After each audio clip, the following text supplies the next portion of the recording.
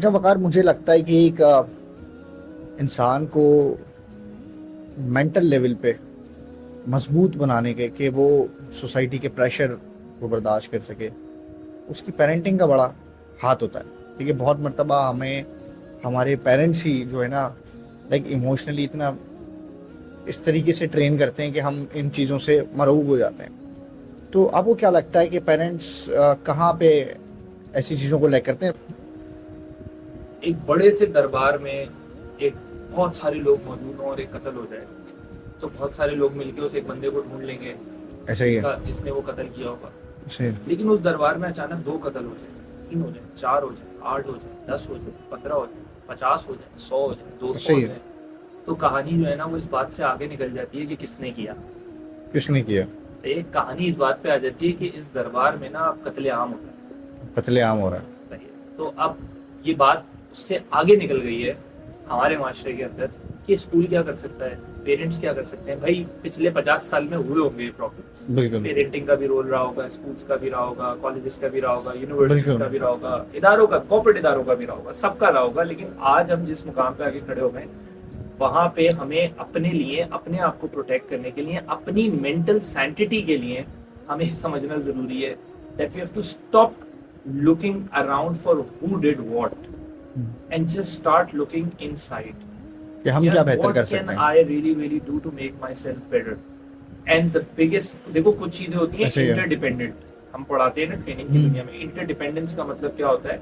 यार अगर ये आपको मिल रहा है तो बहुत अच्छी बात है, नहीं मिल रहा हो तब भी आपका काम चलना चाहिए। ऐसे पेरेंटिंग ही है। अच्छी मिल जाए तो बहुत अच्छी बात है, ऐसे नहीं ही। मिल पाए तो जिंदगी बर्बाद नहीं कर लो, ऐसे ही। ऑल्टरनेट ढूंढो।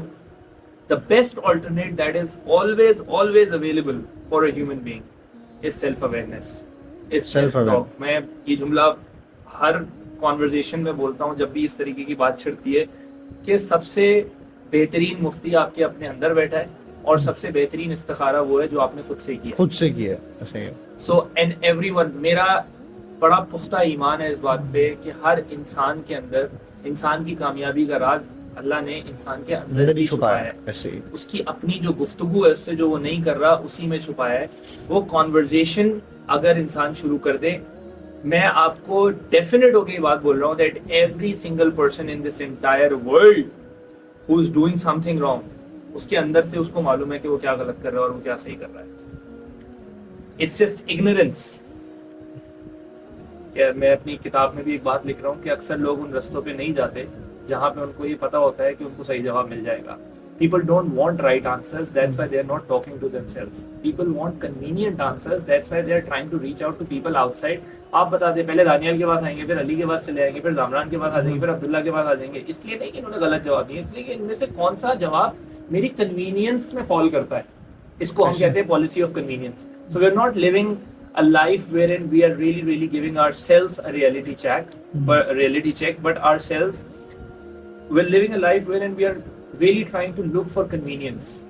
आसानी से यार कुछ हो जाए ना यार, जल्दी से मैं वायरल हो जाऊँ ना यार, जल्दी से कुछ मिल जाए, instant gratification का बहुत आपने सुना होगा। That's what we're doing right now. It's absolutely instant gratification. फौरन गाड़ी चाहिए, फौरन बड़ी तनख्वाह।